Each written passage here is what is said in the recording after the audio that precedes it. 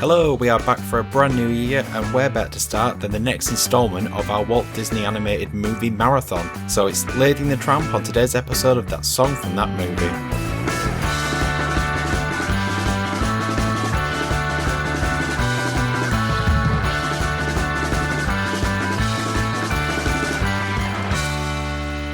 Who let the dogs out?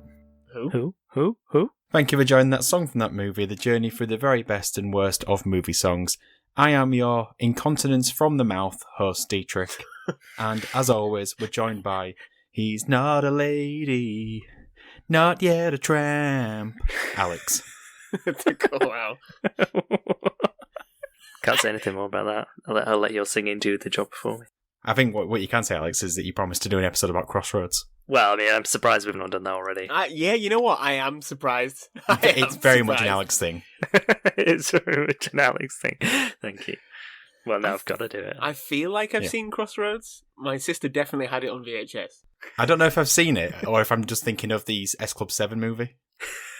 Scene Double, was it? Oh, yeah, I forgot. Yeah, it was two lots of S Club 7, wasn't it? It's for S Club 14. And then they went down to S Club 3, which was S Club 6. In the sequel, S Club 2. Stop saying S Club. And completing the lineup is the man who would simply suck the spaghetti out of his partner's mouth, Ben. She keeps hogging it all. What's your favourite type of spaghetti? Or favourite type of pasta, rather. Because spaghetti is a type of pasta. Spaghetti. 2023 is into a good start. Penny. Penny is your favourite type of pasta. Penny. That's like saying plain crisps. That's what I sprinkle over them. Plain crisps on penny. A little bit of mild cheddar in between. Lovely. Oh, no. But when I was in America, their macaroni and cheese would have broken little crisps in it. And it used to offend me. Growing up, we would put ready salted crisps on like a tuna pasta bake. Fuck, A little bit of crunch. You started that. You can just hear the sound of dripping tears in Italy. Sorry, Italy. Mi scusi. Filled ravioli, that's my answer. What? Field ravioli? Ravioli with stuff inside it. Spinach Filled, and ricotta right, sorry. inside ravioli.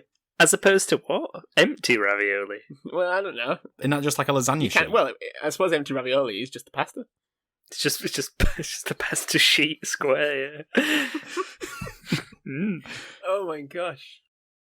I would like to know, in the past fortnight, what have you been watching? Happy New Year!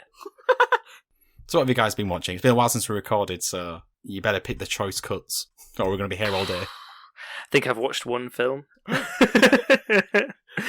As in just one film, or like one new film? Oh yeah, one new film. Yeah. One new film that I hadn't already seen. And it's the same film that everybody watched, apparently, which was the sequel to Knives Out. Oh, yeah, Glass Onion. I did rewatch it. It was fun, and I'll leave it at that. I thought it was better on the second viewing, myself. Well, yeah, but they felt like quite different films to me. The second one seemed a lot sillier. It was a lot which is, sillier. I think it's annoying if it would just be called Glass Onion and not the stupid Knives Out little addendum thing. That's just Netflix, though. Yeah, I know, it's annoying. But I think it would have just made it seem like you weren't just expecting a similar kind of... It was more than just a whodunit, I suppose, wasn't it? And it was trying to be that, but I think everyone's expecting just a very standard whodunit. Yeah, well, it was. I would say it was sillier, but it was also more fun than the first one. But the first one had a more complicated, interesting plot. I think that would be the two, how I would separate them. There was more going on in the first one. I thought the second one was a bit more predictable plot-wise. Yeah. But it was more fun. Yeah, I feel like the first one was definitely... I don't know, I can't remember the character's name, but Ana de Armas, her character, it was her film. Well, this new one is very much Benoit Blanc's film. Exactly, yeah, because I think you'd forget that he was like a mainish character in the first one, but he was very much not the main character, whereas he was in this one. Exactly. And that was the difference, probably. That's why that was the tonal change. But it was still very good. It was still very fun to watch. So yeah, I watched that. What about you, Ben? I'm trying to think. I've watched loads of films, but I'm trying to think what's the highlight. I watched one of the best films I think I've seen in years. After Sun. I've heard it's very good. Yeah, I went in knowing very little, bawled my eyes out. I remember I watched it myself, and then Zoe, my wife, I said like, "Oh, just watch this one scene," and I explained it to her, and it's just like this 3-minute scene, and it has a very good use of a song, so maybe one day I might use it. And that one scene made her cry, so I think that's pretty good to go. But yeah, absolutely fantastic film. just about a woman looking back on a holiday when she's 11 with her dad, who is going through some troubles. But it's fantastic. That's my highlight. Cool. T. It's a bit of a tonal shift to the one I was going to say, which is the Sonic the Hedgehog movie. Wait, which one? The first one or the second? The first one, yeah. I finally got around to giving it a go, and I thought it was pretty good. If someone had told me back when it came out that Jim Carrey plays Ace Ventura in the film, I would have seen it straight away. I would have gone to the cinema. So it was nice to see him rolling back the years. It was just nice to see him. Just nice to see him. Yeah. Without any trans jokes as well. It's a bit messy. That's always good. With your general interest, I'm assuming who is faster, Flash or Sonic? Who wins that question? Oh, I don't know. I feel like this is a common thing on the internet, and people get very irate. Neither of them are real. Well, that's Alex's way of resolving those kind of interesting discussions. Usain Bolt. A horse. If it was over a short distance, maybe. I've seen the film actually as well, Dee. Thoughts? That was alright. I've heard the second one is actually better. I've not seen that one. Still not seen it. I've recorded it because it was on TV, so I've got it ready to watch. Maybe I'll talk about it next time. A song in it. I have no idea. Flying as fast as the speed of sound. That's the cartoon. I thought you were just doing a very bad rendition of Coldplay. Very good rendition of Coldplay. Okay, well. Who's faster, Sonic or Chris Martin? Chris Martin. We return to our run-through of every single Disney animated movie. This time it's the songs from the movie Lady and the Tramp. So to find out what was happening in the world when the movie came out... Time for some history. Yes, it is, and it's me, and I had to actually go to history. My usual run-through of hilarious different films. There's none in 55. Everyone was straight-talking, high-trousered. And this was June 1955, and I'll start with an equally upbeat event, which was the 1955 Le Mans car disaster. Do you know about this? It was not good. 1955? It's not good. Is that the one where it was really foggy at the beginning of the film? The Le Mans film? Yeah. No, this one was much worse because 83 spectators were killed. Oh, God. Like, when I read it, I was like, what? And on top of that, 180 people sustained injuries. How? A piece of the car flew off and went into the crowd. And I guess at 150 mile an hour, that's going to make its way through quite quickly. The most catastrophic crash in motorsport history. We start off strong. Yeah. President Eisenhower became the first president to appear on colour TV. And he is unusually striking purple. People didn't realise. And that was my granddad's dodgy TV. And also, this was a weird one that I came across. In the UK, the Children and Young Persons Harmful Publications Act was passed, banning the sale of horror comics to children. Now, what constitutes horror was very, very vague and open-ended. So that include comics that involved the commission of crimes, or the acts of violence, or incidents of anything repulsive or slightly horrible in nature. Could cover the Beano. Sounds like most comics. Yeah. I mean, Dennis the Menace was pretty cruel at points. It's just woke culture gone mad, isn't it, really? Yeah, well, that's the thing. So this was in 1955. Nobody was prosecuted under the Act until 1970, when 2 kids were prosecuted. Wait, they were prosecuted for making a comic? No, for buying a horror comic underage. They were prosecuted in what way? Or what? Well, I don't think it was. I think basically they eventually went to court and then they realised this is an absolutely ridiculous law. And I think it was scrapped soon afterwards. Surely the shopkeeper should have been prosecuted. But yeah, 15 years later, 2 kids. Wow. I don't know, maybe they actually bought an actually proper disgusting comic. Not just Desperate Dan. Also, a certain film came out. One of our next in the line of Disney films. The 15th Disney animated film, Lady and the Tramp. For those unaware, this one features the story of Lady, the pampered cocker spaniel, as she deals with family change at her lavish domicile and falling in love with Tramp. But only described seemingly on the back of the VHS that I used to loan as the homeless dog. That's about it. I'm assuming we've seen this one prior. This is kind of a typical classic, if not a slightly subdued Disney classic. What are your thoughts? I have indeed seen this movie, watched it recently, watched it again today in preparation for this, and I'm pretty sure I watched it as a child, but I think the movie is kind of forgettable, so I'm not even sure if I 100% watched it as a child. It's not the greatest Disney movie. If I wasn't coming back for this recording, I don't think I would ever pick it. I probably won't come back to it again in the future. So yeah, it's just a tad forgettable. Why do you think that is? I'm not too sure, because it doesn't, for the most part, fall into many of the same pitfalls that, say, the previous Disney films Disney animated films have had, where there's a lot of padding, there's a lot of filling a runtime to get to 90 minutes, or in like Dumbo and Pinocchio's case, 65 minutes. Yeah. So really, this one shouldn't be quite as forgettable. But now it's just a bit of a bland plot. Oh, it's incredible! It's incredibly bland. It doesn't really land in your memories as something where it's like, oh, that's the film where X happens. You remember the scene of them getting to I'm going to say getting together, but that sounded a bit ruder than I made it sound. Yeah. You saw the doggy version? The scene of them courting. Yeah.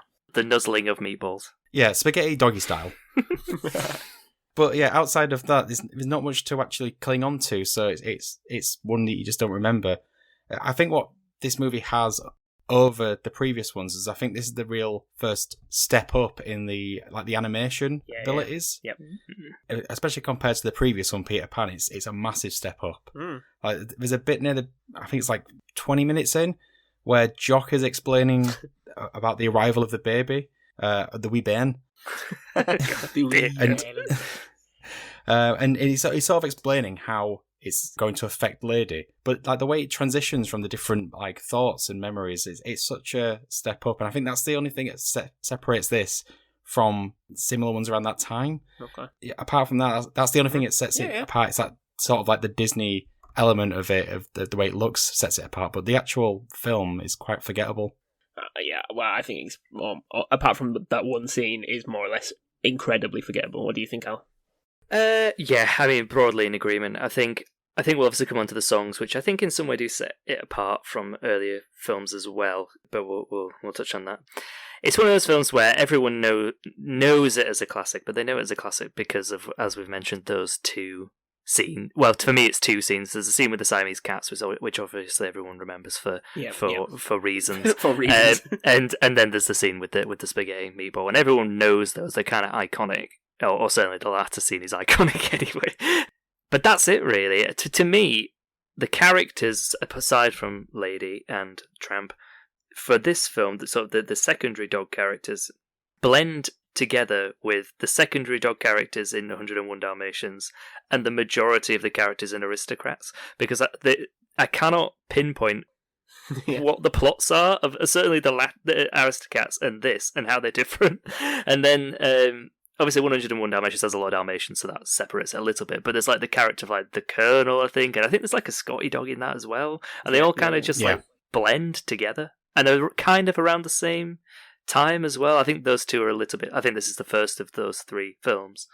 I could be wrong. We haven't covered the other two yet, have we? We did do 101 Dalmatians. We haven't done Aristocats yet. But 101 Dalmatians is after this, though, isn't it? Yes, that's correct. So those three films kind of have a very similar feel to them, and they do kind of merge a bit in my mind. So yeah, it's not one that ever really resonated with me. I haven't rewatched it recently. I did watch it as a child, and we did have it on VHS, but I read the plot earlier. I was like, yeah, I can remember the dog catcher. I can remember the scenes with the cats and the baby and things, and the rat at the end. But I was like, but there's not there's not much plot to this film. There's not much keeping you interested. No. The origins of this one, of Lady and the Tramp, it was originally based on a 1945 Cosmopolitan magazine story entitled Happy Dan, the Cynical Dog. The kind of core of what that's about is very, very vague, but it was merged by Walt Disney with... So a Disney story artist named Ward Green had previously done a few very light storyboards about his Springer Spaniel, and how when they'd had a child, the dog was kind of like pushed aside. And they incorporated, I guess, a love story that must have been core to this Happy Dan, the Cynical Dog, and that's kind of how it came about, which is so light and wishy-washy and very basic. And a lot of scenes actually came about just because they thought, ooh, we've got a song that we could use, we just don't know how to use it, let's make up a story narrative, which we'll come on to later. Something that did shock me about this one, and might shock you guys, Lady and the Tramp was, at this point, it became the biggest box office success for Disney since Snow White. It made $175 million on a budget of $4 million. That is a surprise. That is very surprising. Well, actually, is that linked to your history where you said there wasn't much at the cinema? Like, you couldn't find any films around it. Maybe it just had a run of it. There wasn't. Yeah, no, there just didn't seem like there was a lot, and it was quite interesting as well because quite a few cinemas couldn't show this film.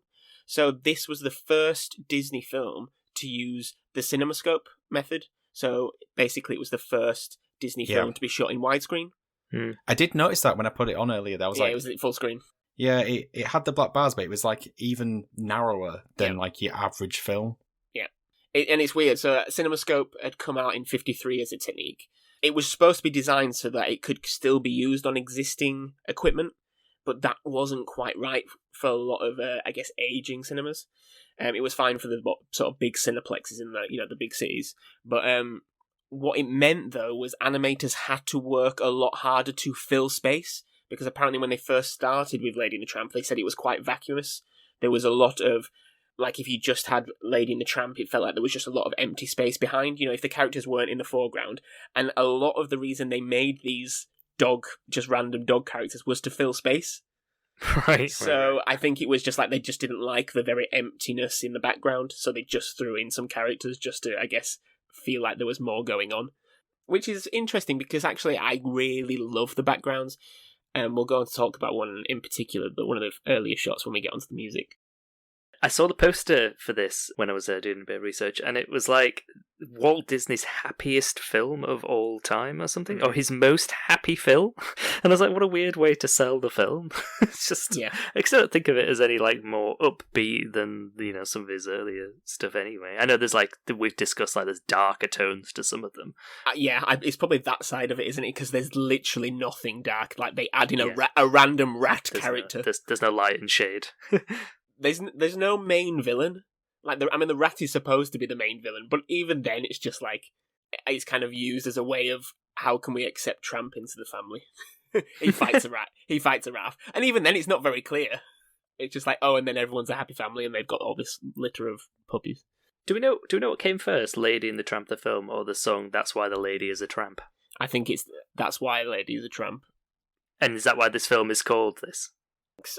There's no particular mention of any link, because I looked at a performance. I think it was Frank Sinatra. Was it Aretha Franklin singing it? Ella Fitzgerald. Ella Fitzgerald. That's it. It's Ella Fitzgerald. Yeah. And I remember because getting into it of like it's a very weird song of just figuring out I guess why someone would call someone a tramp. In verse, I guess a bit in this film, but no, there's no mention of it being linked. Yeah, because I think subconsciously I thought that the song was from the film, and then when I was looking at the songs, I was like, "Well, of course it's not in it because it doesn't. Of course it's not in this film." but it's like, because the titles are so similar, you just assume that it's related. Absolutely. But absolutely. Anyway, do you know other potential names for Tramp? Do you want to hear some? Yeah. Pick your favorite: Homer, Mm-hmm. Bozo, and my personal favorite, Rags. Rags. Lady in the Rags. Lady in Rags. Just Lady and Rags. Lady in Rags. Lady and Rags. Oh, Rags to Riches. Come on, that's what it would be called. Yeah, sure. It could have been. Maybe that's what they were going for first. One of my favourite facts that I uncovered was originally the narrative was a love triangle with a Russian wolfhound named Boris. But this was removed. There was also another weird scene that was removed, which was where there's I think the Scotty dog talking about a dream he's had where it's there's dogs walking humans, and then it goes into some sort of weird, almost heffalump woozle sort of aspect where there's just these dogs walking around with humans on leashes on all fours, and I imagine that would have been quite a trip for this kind of film. Yeah, it's getting a bit elephants on parade. Yeah, exactly. Yeah, it would have had to have got rid of the tagline. It wouldn't have been Walt Disney's happiest film. yeah. The shit's wackier.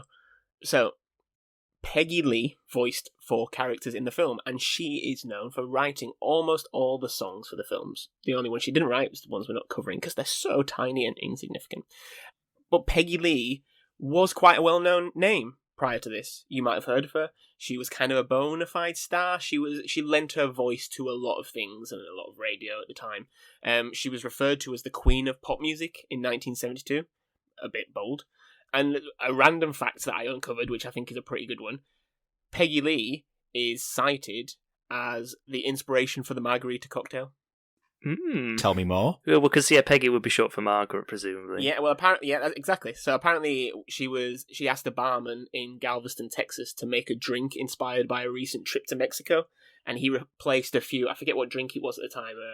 God, it's gone out of my head. But he basically replaced like sugar with salt, and I think it was rum with tequila. And he said he gave her it. She said she really loved it, and he gave her the opportunity to name it. And her partner at the time said, "Why don't we call it Margaret?" which is the formal name of Peggy. So there we go. Most of the evidence of that is based on the barman who actually made it. So that could be false, but it does check out. And she was quite famous. That does happen. Let's call it canon. Yeah, I'm happy to believe it. I believe it. I'm going to tell everybody I know. Yeah, and I was the source. Add me, wiki. Now, the 4 songs we're going to speak about today, there is some very interesting YouTube videos that kind of provide a lot of the source material for this. Interestingly, for Lady and the Tramp, and I think it was for some sort of, I don't know, Disney experience at the time, they released behind the scenes how they produced, how they wrote, recorded, and performed the songs. But the weird thing is, the behind the scenes videos are staged, scripted, storyboarded as well, but made to seem like they're not. So they're having these like conversations around a table, like basically just like 4 blokes in very smart attire, and then Peggy Lee looking, prim and proper. And they're all having these, very like, oh, how about we do this? Like, that's brilliant. What, and then they've got all this. Oh, it's just, it's a bit, it's very weird. It's very Twilight Zone. Is it like an episode of The Office? Does it like cut to a hard cam of someone speaking to camera? Peggy Lee is often looking at the camera. You do wonder if she's being held there against her will. And interestingly, Peggy Lee did sue Disney later on in her life. I think she said that she owned the rights to these songs, and Disney were like, no. But I think she won. Oh, good. She won. I think she won like $3 million or something like that. Nothing to be. It's a lot of margaritas. It's a lot of margaritas. Heck of a lot of margaritas. The first song we're going to talk about is kind of a combination of 2 songs. They're so small, and they happen at the start of the film. These are What Is a Baby and La La Lu. So these flow kind of seamlessly into each other. Starts out where Lady is curiously running around this lavish estate as Jim, Dear and Darling, as the parents are known, which I always think is quite funny, who are Lady's owners, prepare for the arrival of, not really reference, but Jim Jr., who is being born upstairs. Jimmy Jr. We'll call him Jimmy Jr. Lady contemplates what is a baby, what's going to happen, as she eventually arrives up in the nursery to watch Darling, the mother, start to serenade her newborn, and Lady falls in love with the baby. What do you think of this as an opening? These 2 kind of almost an interlude into the film. I'd like to focus more on the La La Lu half, because I really like that section of the song, because to me, this is kind of what I was referencing earlier. This feels sort of the start of a shift tonally and musically to being more contemporary with the music that's around at the time.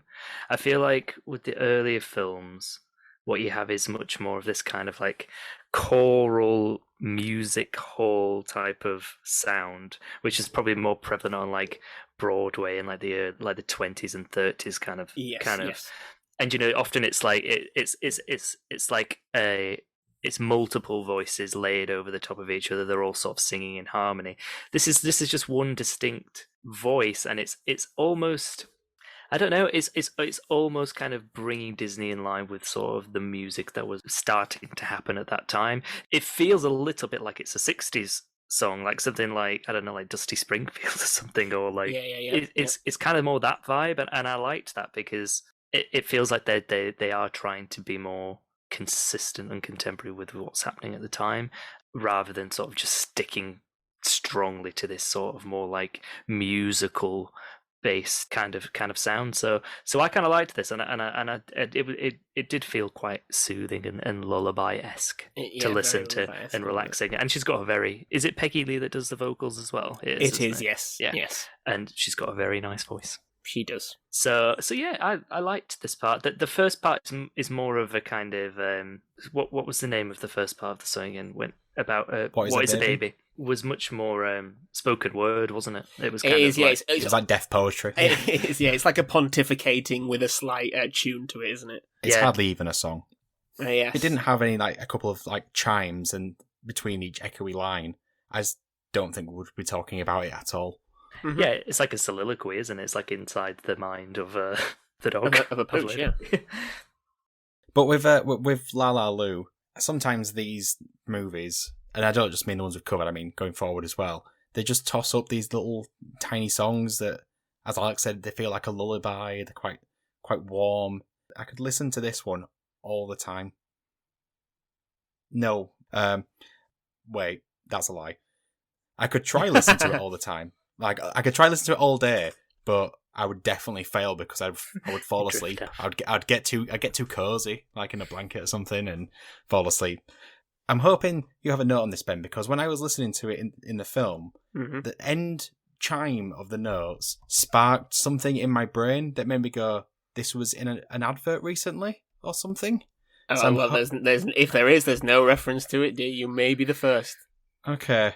All right, I was really banking on you going, yes, it's from this advert, and I could relax because it's been in my head, and I've been trying to figure it out, and because I don't like to Google if I'm not the one doing the notes. Yeah, no, unfortunately, Dee, there is nothing. So Google away. I'm going to Google whilst you continue.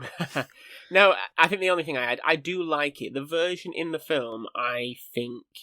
I don't know. I guess maybe it is because it's brief again, and there's so many of the Disney films leading up to this that I just like. They're like maybe 2 verses and a chorus, and that's it. And they might not even have a chorus.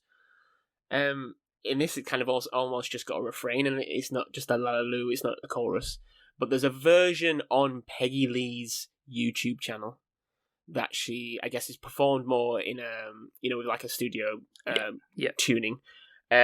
And the video is her singing it to her child. Now, I think Peggy Lee only had the one child at age 23.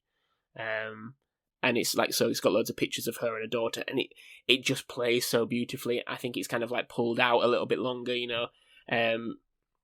maybe just repeating the chorus a bit more and just kind of going into it. And it's such a beautiful song. Yeah, and it's not one that I even knew, to be honest. Until I listened to it today, I was like, I had no recollection of this song whatsoever. So I don't know if it just hits differently when you're an adult, or maybe it's because I'm literally just listening to that song directly. But yeah, it's not like one that you would play and people would know which film it was from. I don't think so. It's interesting that. Or would they say it's from the For All Life's Moment John Lewis advert? As per my quick googling. Well done, Dee. Well done. They might do. I know I wasn't being stupid. It is the full La La Lu. At the end, it finishes just with the John Lewis logo of the do do do do do bit. It's very nice. It's very nice. You're not supposed to really think of the lyrics of a lullaby, are you? The whole point of it is to soften you, to relax you, to put you to sleep. To be lulled. So, yes. So, that's, I guess, probably why we don't remember it that well. Yeah. Yeah, probably. Okay, now on to a more familiar song. For many reasons. The next song, We Are Siamese. So, this happens when Aunt Sarah comes to the home to help look after the newborn baby, Jim Jr., but she brings her 2 cats, Si and Am, as they're called, and they start to, for lack of a better way, fuck shit up. What do you think about this song? There are many things we can say about this song, and I will go into those, but what are our thoughts? Anything I say and will say can be summed up with just one word, which is yikes. Yikes. Jinkies. It's just jinkies. It's so unnecessary in the movie. There was better ways of getting to the point that lady has to have a muzzle attached. That wasn't just throwing some casual racist, xenophobic bullshit into this movie. It's incredibly casual. I think that's the almost like the emphasis of casual. It's like, oh, it's just why? But yeah, like, even if you ignore the caricatures, which is impossible to, which is difficult. I mean, you throw it very hard. Yeah, like even if you ignore that though, the skit from a slapstick point of view, it just isn't funny. Like they knocked a ball off the piano, a good one. It pisses me off. It just angers me. Literally, the only positive I could think about this, because I did try to think of something positive, and it's just that it's mercifully short. Like, it's over before you really go, right, I need to turn this off. Yeah, so that's about as good as I could get. Oh, so D, what you're saying is you're after a longer version. Maybe a longer version could justify its existence. Oh, God. A 3-minute version is what you're after, with a more upbeat electric guitar. Yeah. That'll save it. That'll make it better.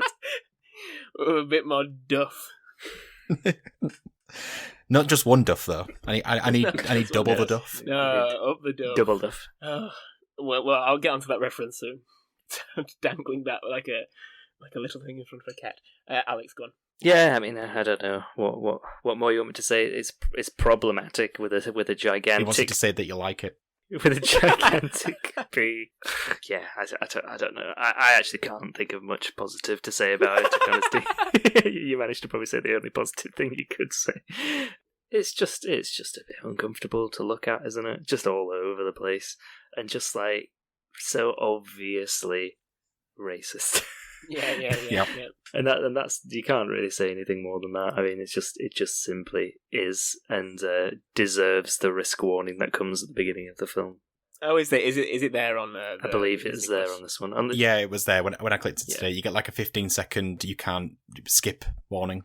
I wonder what's the latest Disney animated film that has that. Yeah, I don't know. Bolt. Really? I haven't seen. I've never watched. I've never watched. Chicken Little. Probably just tell you not to watch it. Just don't. If it just says it's not Stuart Little, turn back. I still love that thing about Stuart Little. Just when you think of it, like the kids waiting at that orphanage, and the parents just pick up this rat. Over Christmas, we actually watched Stuart Little. It's the screenplay is M. Night Shyamalan. No. There was a big twist in it. There's a talking mouse. So, spoil the twist in the first scene. What a twist! Some facts. Let's stay in the nice safe zone of facts for a moment.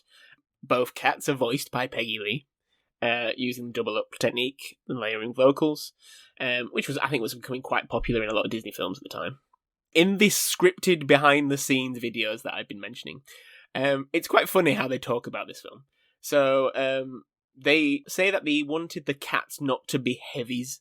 Now, I think what they mean by that is not to be heavy villains, because they go on to talk about that they want them to be just like mischievous like kids. Yeah. And that they're two cats that just can't stay out of trouble. I don't think they're mischievous. I think they're like... Vindictive? Vindictive, yeah. They're perfectly chaotic. They are just setting out to eat the fish. Very much deciding, like, are we going to stay? That has various undertones, overtones, wrong tones, and things like that. And then it goes through her saying, as in Peggy Lee saying, we want an oriental rhythm. And that's the only reference, possibly, to its various sort of racial connotations that they have. It shows Peggy Lee singing it, it shows her layering it up. In the behind the scenes, she kind of is going high-pitched, but then it cut to the actual version, and it's like, this has gone past high-pitched now, and you're putting on a voice. This is either very edited, or you're very much putting on a voice, Peggy. And then you go back to seeing the image, and then you're just like, my God, what were you doing, guys? Originally, the two cats were called Nip and Tuck, apparently, and then they changed it to Si and Am, I guess to reference Siam, now known as Thailand. But I don't know why you would have called them Nip and Tuck. I was just looking at that one for a while, like... No, I don't exactly. know. I can't think why, other than obviously the sort of 90s, early 90s TV show about plastic surgery. which they predicted with this film. Yes. I'm glad you're bringing it to the modern day, Alex. Because when I was going through the research... We're talking Sky 1, 2000, circa 2002 here. So, there is a version of this song. I thought as is quite common, you bring this song into the modern era and it comes up with various problems. And you think those problems would have been recognised, hopefully fairly early on. No, because there was a version performed by the Duffs. Hilary Duff and whoever Hayley Duff is. I don't know who Hayley Duff is. It's her sister. I could only assume. Has she gone on to have a star-studded career just like her sister? Sure, let's say yes. So, listeners, go on YouTube, type in Hilary Duff Siamese cat song. Enjoy those 3 minutes and I think maybe 18 seconds. I wasn't counting. What do you guys think of this version? What I wanted to know more, I haven't looked into this, but what came first? This Duff Sisters version of I Am Siamese, or Freak by Sugar Babes? Which one led into the other? Because would you like me to look up? Yes, because don't you think this had a real Sugar Babes vibe to it? No, I thought Ali and AJ. Yeah, I was thinking Ali and AJ as well, to be honest. Yeah, maybe Sugar Babes are a bit too cool. Have you seen this Disney Mania 2 disc, though? I need to get hold of this disc. Yes. I mean, Daniel Bedingfield. The name stood to me was Daniel Bedingfield. Daniel Bedingfield? What song does he do? And Raven! Yeah, well, obviously Raven Simone. The one that jumped out to me when we were watching it on YouTube and we ended up searching for the song was the bottom left corner is the Baha Men. I didn't see that. Any guesses what they sang? Oh, God, one of the films from Little Mermaid. Nope. The Be Mine song from Dumbo. Nope, it's the song from It's a Small World. Oh my word, I'll have to look up that one. It's fantastic. And also was the reason why I opted for Who Let the Dogs Out at the beginning of this episode. Oh, okay. It was a buried lead. There it was. Oh, that's another joke. We're all on fire tonight. One of my favourite comments on this YouTube video is Hilary Duff is gonna be my home girl. When was that comment Gonna from? be? I know, that's the thing. 6 years ago. The comments were all overwhelmingly positive, I thought. I know, but they are on the actual Siamese video. The Disney plants work very hard. The Disney plants on the YouTube comment section of this. Hey, no, it's not a conspiracy. When is it from? Did we find out? Is it like 2002, 3? The actual album? Yeah. It's 2005. 2005. Is that Nip Tuck, or is everything 2005? It has a very noughties vibe to it, doesn't it? It's kind of got like that garage sound going on in the Freak Sugar Babes was 2002, Alex. Yeah, well, obviously they copied Sugar Babes, which makes sense. I mean, Sugar Babes were innovators of music. We all know that. Yeah, and it feels like it's verging on plagiarism. Other than the fact that it is literally copying another song. Oh, brilliant. Okay, let's leave that bitter taste to something much more beautiful. Has there ever been a greater elastic band in Disney than going from the We Are Siamese to Bella Notte? So it is the signature song of this film, and is probably one of the more famous Disney songs, I think. In the film, it is sung by the two chefs, Tony and Joe, while Lady and Tramp eat spaghetti together in a moonlight dinner, spawning one of the most famous Disney moments of all time. I think this song's great. I do love it. I love this version of it specifically. There are other versions. I laugh because we might come on to it. But what do you guys think? Yeah, I mean, it's a nice song. I think I didn't like I don't love the latter half of it, I think, because of what I said earlier, in that it goes back into that classic early Disney sound with like the male choral choir coming in at the end and giving it. And I think I don't think it's needed, because I think it sounds much more authentic and lovely the way it is to begin with. So I don't know why. I mean, I guess they're trying to like raise it up a bit more, and obviously there's it moves from actually like a character within the scene singing the song to them leaving and going to the back. That a lot, don't they? So I get I get the transition, but I do think the song loses something in that transition, because it's really nice up until that point. Again, I didn't really remember this song either. The last song is the one that I really associate with this film, and obviously the Siamese Cats one, unfortunately. But I knew there was a song in this scene, but I think in my head I'd assumed it wasn't a Disney song, and actually it was just like a operatic song. Okay. I don't know why I thought that, because obviously Disney usually only has original songs in it, so... it could have been the What's the Matter You one, what they call it. Shut up, your face. What's the matter, you? Hey, got no respect. It's quite difficult to not like the song and definitely not like the scene. Like, if you've got that far into the movie, I clocked it as 45 minutes when I was writing my notes, and you're still watching it, it's the sort of the thing where the whole movie comes together for 2 minutes. Going back to the animation, it's like velvet smooth. Is that a term? I don't know. Silky smooth. That's what you would say. Silky smooth animation. It's like there's just the iconic visuals of Spaghetti Strand. It's just all there. It's like an encapsulation of everything Disney animated up until that point. Every trick in their book they use in the scene with the spaghetti and then the montage afterwards, all in the span of a few minutes. With the choir, I don't know if you've mentioned it, it is used at the beginning of the film. Yes, it is. And I was sort of glad that it was used again later in the film because I'm fed up of hearing those choral versions of these songs. We've done 20 of these or something like that, and they're all the same. Yeah, and they all do sound similar. It's like they get the same people to do it every time. Well, you do get. I mean, Disney's quite well known of getting the same sort of people in. Like a lot of the songs, the lyrics were written by Peggy Lee, but they were written by Sonny Burke, who did a lot of Disney stuff. This one's performed by a guy called George Givot, who's known as what's his nickname? It's the Greek ambassador of goodwill. He was not Greek. He was just famous for doing a Greek accent. So there you go. That's very Disney. Yeah. I think this is one of those songs like I don't necessarily associate it with this film, but it's like a Disney magic song.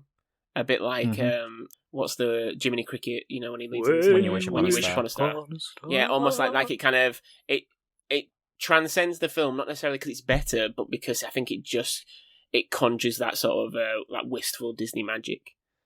Yeah, I think a lot of the songs later become quite, bombastic, quite booming, and might transcend the film because they're better than the film, but they're not necessarily just an association with Disney. Like you could walk around, Disneyland and just hear like the refrain, like the beats of like this song, and it kind of has an effect. Like maybe walking down Main Street USA, something in Magic Kingdom, and just hearing the refrain of this, and it adds something.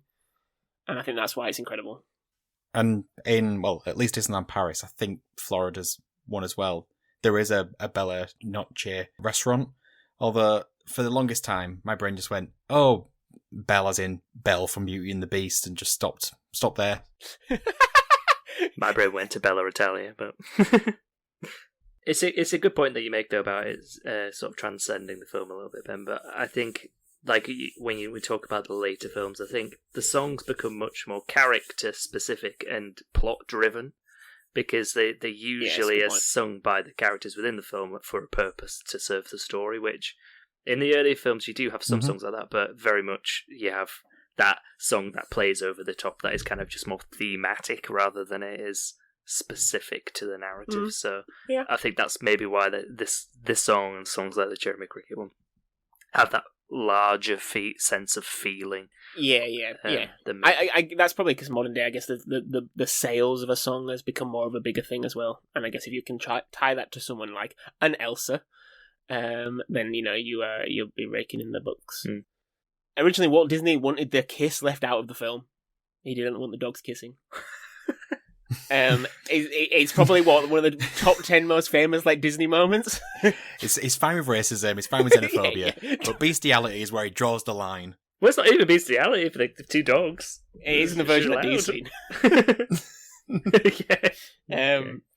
It's one of those things, isn't it, where it's been pastiched and homaged in so many different things.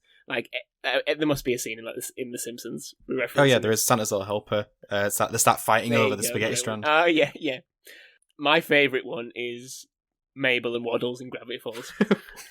Yeah. Anything with Mabel in it in general. Oh, what a great show! If you have not watched that, listeners, watch it. Watch Gravity Falls. It annoys me because I've not seen the new Lady and the Tramp version. Have you? No, nope. I think I've seen a bit of it. Yeah, well, I saw the version of this when I was looking on YouTube, of this song, sung by F. Murray Abraham and a guy called Arturo Castro. Oh my god, it's awful. I saw it come up as epic version, and I was like, I'm not clicking that. Yeah, well, I did, and I sold it, and they took my money. But I found an even better version, which I sent you guys not too long before we recorded this podcast. of the Eurobeat version of Bella Notte. Now, this one, why was this not in the clubs when we were of a clubbing age? Why was this entire album not on there? Like, I felt it would have got everybody up on that floor. Have you been through the song? I did listen to a few of them, yeah. What's your favourite? I really enjoyed You've Got a Friend in Me. If you listen to that one, it sounds like Scooter or something. I love that. They all sound like Scooter. That's unfair. The Bella Notte one definitely sounds like Bass Hunter. Oh yeah, they do have a bit of Bass Hunter. Maybe it was Bass Hunter. Dee, did you have any favourites? I've only listened to the one. Oh, well, you've got to listen to the Supercalifragilisticexpialidocious one. No, I didn't listen to that one. Oh my god. Well, I noticed it was like the third album as well. Yeah. There's absolutely, honestly, I'm just looking through. There are 51 songs. I almost feel like I need to start going to the gym again just so I can listen to it. Oh god, yeah, they're getting moving. I'm just going through some of. In fact, let me just. What's the Disney Magic song we were just on about? It's got to be on here. When You Wish Upon a Star. Where is it? Come on, I'm just going through. When You Wish Upon a Star. By Swedish House Mafia. Oh, God's sake, it's not on it. They didn't even try and ruin it. Swedish. Disney Eurobeat version of Zippity Doo.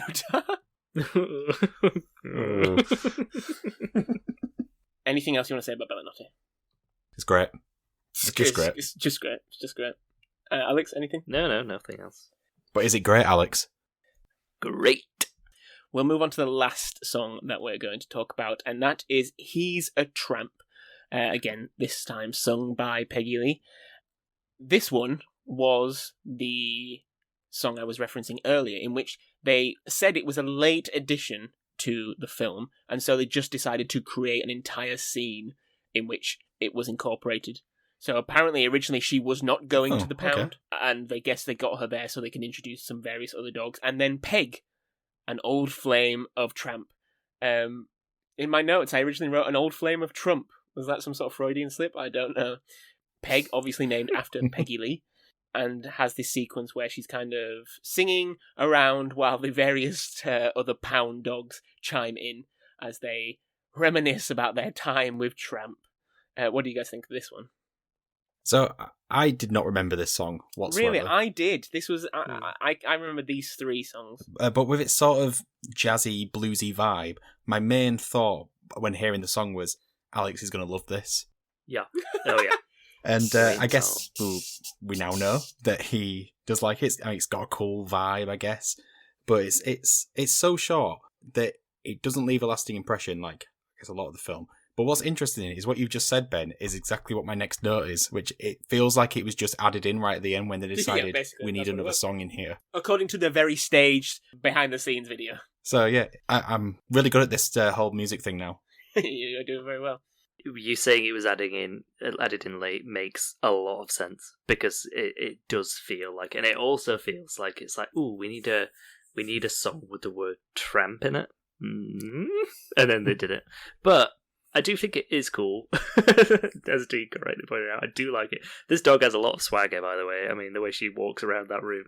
I know she's a dog, but still. Does she have black eyes? This is what I wanted to figure out. She looks like she's got black eyes. Or at least blue eyes.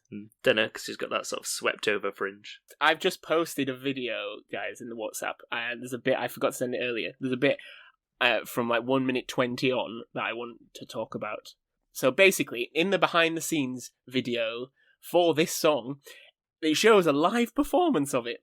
And Peggy Lee's there singing beautifully, going through it with a bit of style and panache.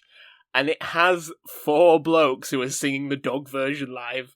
Like, the pound dogs, like their extra bit. And it's hilarious, because she's having to keep a straight face. And I guess it's all cut together, and it's probably not actually happening there live. But my God, it just looks hilarious. Just give it a quick watch. Oh, yeah. It's yeah, exactly. They're really pulling some faces there. She's having to keep a straight face. You can see she is breaking a little bit. I don't know how she does it. There's a great one for about 1 minute 48. God, it is amazing. Boom, boom, boom. Yeah. God, I've never seen faces contort that way before. I mean, I thought that Alex liked this song, but now he loves this song. Yeah. I do love that she is like...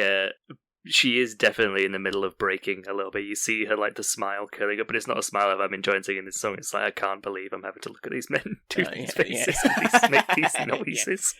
It's the drilled-on smile, that, isn't it? Yeah. Also, are they saying Tramp is unfaithful? Yeah. Yes. So there's no happy to this film, is there? Because he's... How do we know they're her puppies? What, us, the audience, or Lady? Well, it usually works the other way around. I mean, actually, fair. I have seen... Is it Lady and the Tramp 2 Scrap's Adventure or something? Is that them? Yeah. I ain't seen it. I haven't seen it either. Alex has. I probably have at some point, to be honest, but not recently. It's the summary of most of the films we've ever spoken about on this podcast. Yes. So at some point, maybe around the age of 9. Yeah, I've got to always go down into the mind cavern. Mind cavern. Yeah. Not mind palace. It's the layers below where I keep this stuff. But yeah, it's I don't know. I find it just a weird inclusion. It was interesting earlier when you were talking about them not really stretching this one out. I think they really stretched this one out. I don't think there's a lot of narrative in this one at all. It's not padding in like the traditional Disney sense of like, here's a scene that could just be bolted, like a music video almost, like with the pink elephants, for example, in Dumbo.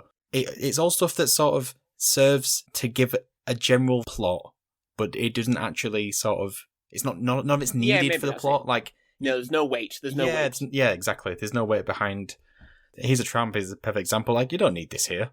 No. But it does round out the characters a bit, I suppose. So it still serves a purpose, I guess is what I actually mean. Yeah. I get The real question is, Ben, your Tramp, who do you pick, Lady or Peg? Lady. Cushy living.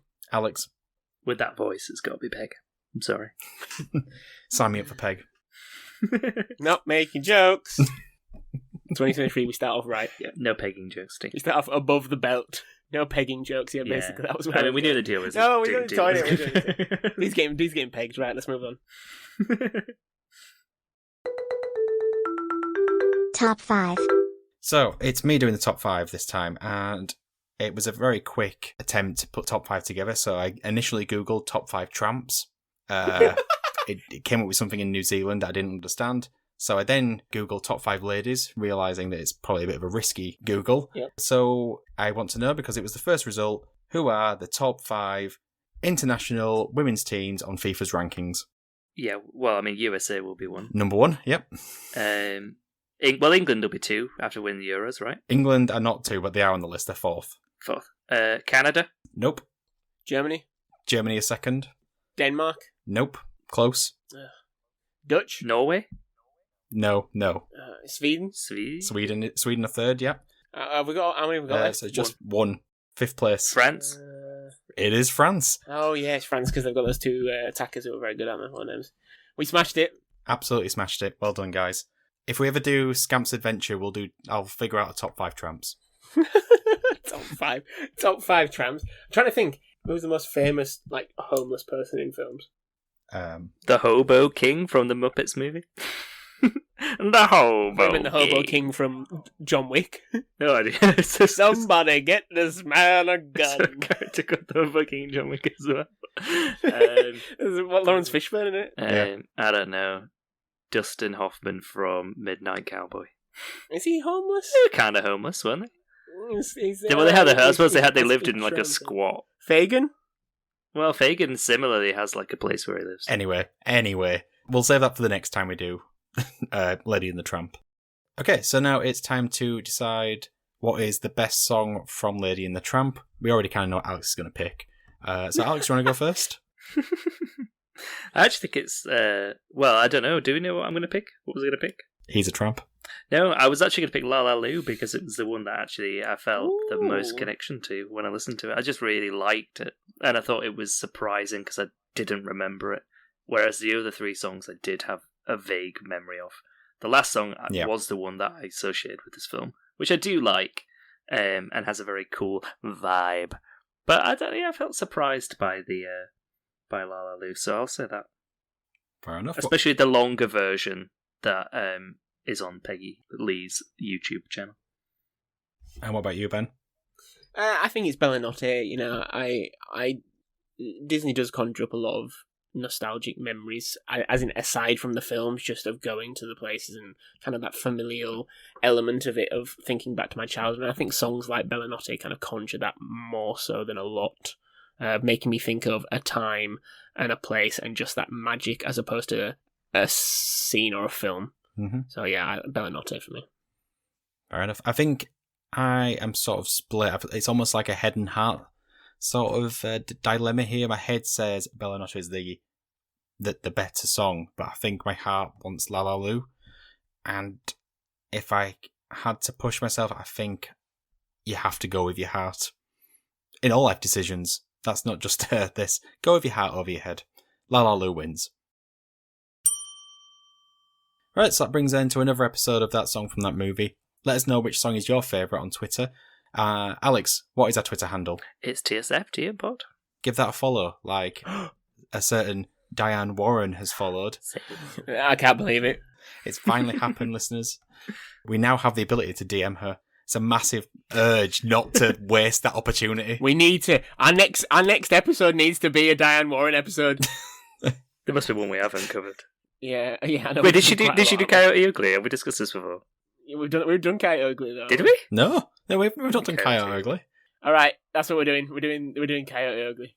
Okay. Did she do the songs for that? I feel like she did. Fucking hell, she's done fucking loads. Did we do Coyote Ugly? We've not done Coyote Ugly, no. I have to go watch it again. So you can also help the podcast by sharing this on a random subreddit. But Ben, what random subreddit should they share it on this week? Ooh, the Hillary Duff subreddit. It's popular. It's growing. So you can also help the podcast by telling your friends, signing up to our Patreon, and buying our merch. Is that everything? We still have merch. It's there in perpetuity. Cool. You have so much money. All the links for everything is in the show notes, so I've probably forgotten something, and if I have, it's down there. Or not down there, because it's not a YouTube video. It's all on there. Remember to smash the subscribe button. Something funny about the way Ben said that. I'm not going to lie, it's because I've got Afrobeat absolutely blasting out of my headphones. So, sorry, Dee, if you're having to cut this recording and I've got a lot of Afrobeat in the background. It's fine. So all that's left now is do some goodbyes. So it's goodbye from myself, goodbye, and goodbye from Alex. Well, that party was nice. That party was pumping. Yippee-yi-yo. And goodbye from Ben. There is a When You Wish Upon a Star version and it absolutely slaps. Slaps. So goodbye, everybody. Bye. And everybody having a ball. Hey. Yippee-yi-yo.